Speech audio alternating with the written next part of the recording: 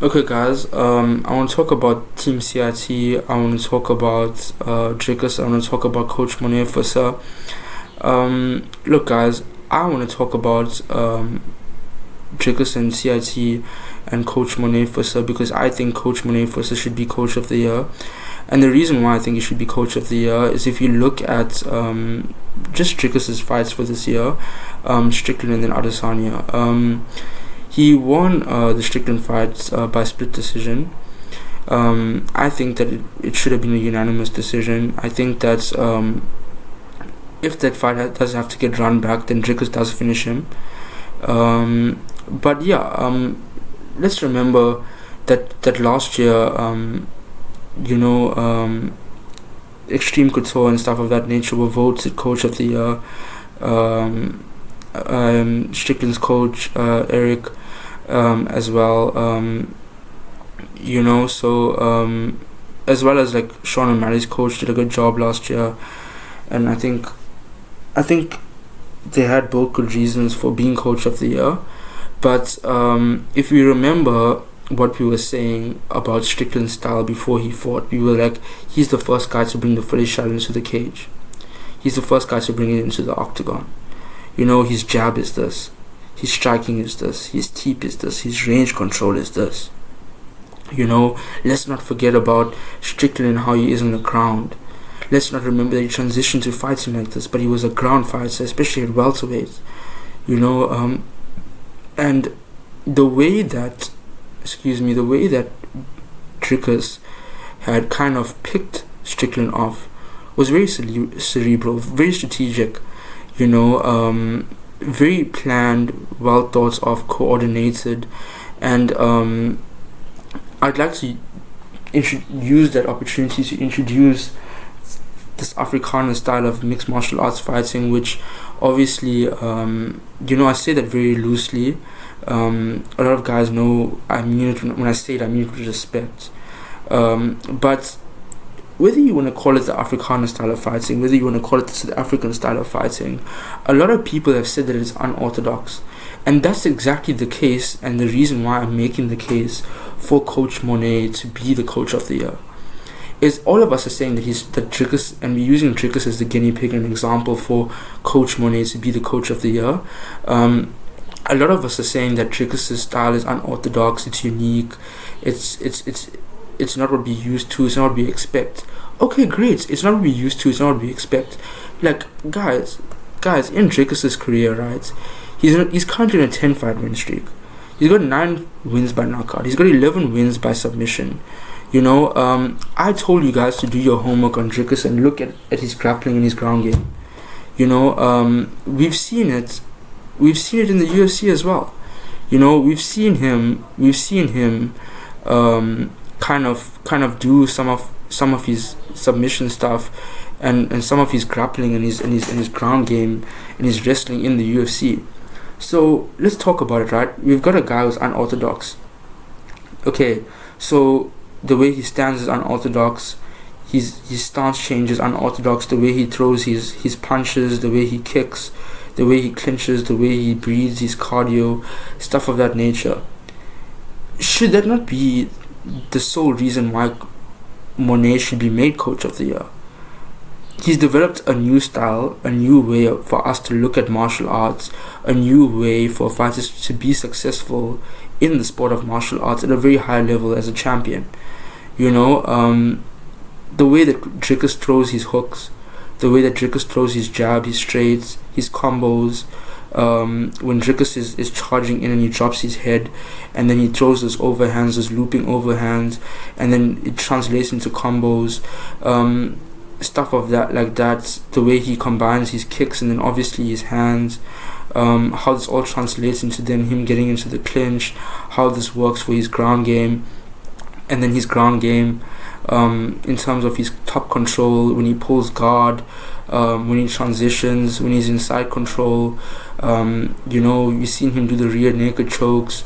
We've seen him go for some leg locks as well, some arm bars, stuff of that nature. We've seen him also make mistakes and then recover well on the ground. This all represents a very holistic, a very balanced fighter. And it would not be the case without Morne Visser. And if we are saying that, you know what, Dricus is this perfect embodiment of a South African fighter, we're saying that he's developed this, he's unorthodox, which means that his coach has developed a new style of mixed martial arts, right?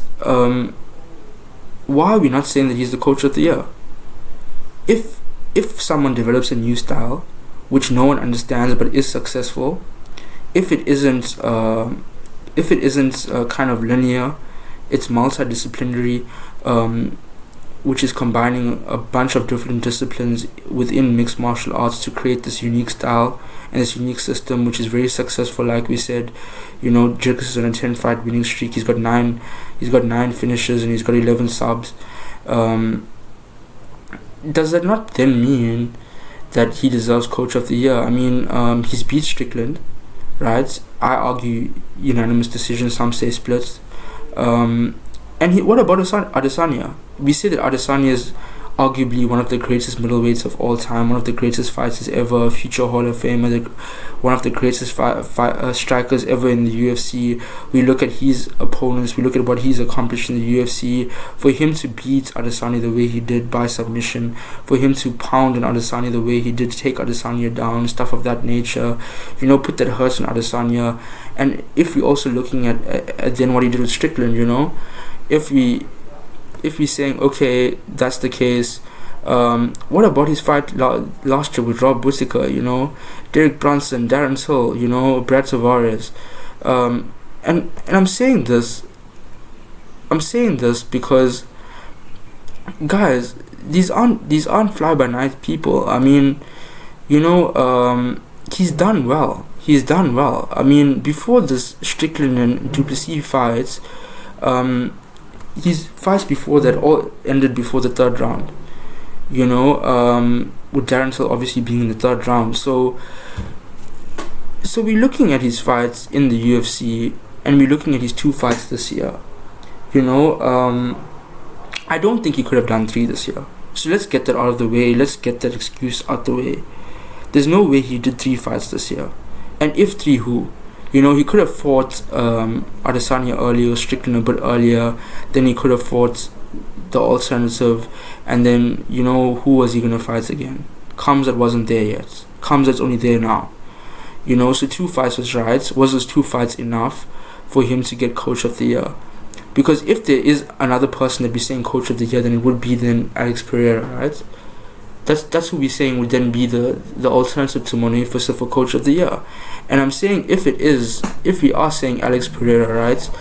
Like, look, Glover did an amazing job. That is a foregone conclusion. That with Alex Pereira, Glover Teixeira has done an amazing job. You know, but when it comes down to it again, you know, we know that, look, Alex has had 3 fights this year. He's beat Jamal Hill in the first round. He's beat Yuri Prohaska in the second round, and he's beat Khalil Roundtree in the fourth round, all by KO, TKO, you know.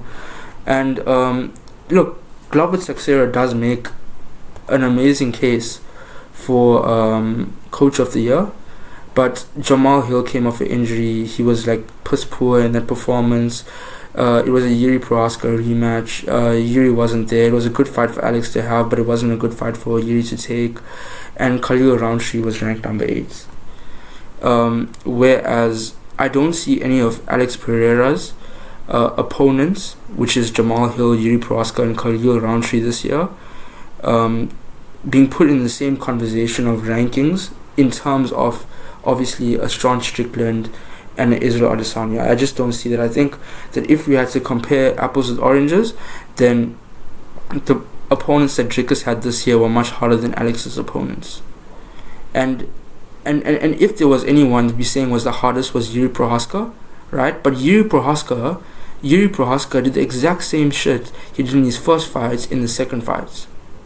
And he just got chopped down with his leg kicks. He dropped his hands, caught a kick. You know, it was what people who thought Alex Pereira was going to win expected. You know, no one expected Dricus to beat Strickland. No one expected Dricus to beat Adesanya, yet he did. And that has to count for something. It has to count for something that Dricus fought a higher level of competition than Alex Pereira. He was the underdog in both those fights and won both those fights. Right? And I would argue in a dominant fashion for both those fights. And in a very, what some people don't understand, call it an unorthodox style, which makes it even more of a case. No one is saying Alex Pereira's style is unorthodox. No one is saying they don't understand what Alex Pereira is doing, how he does what he does.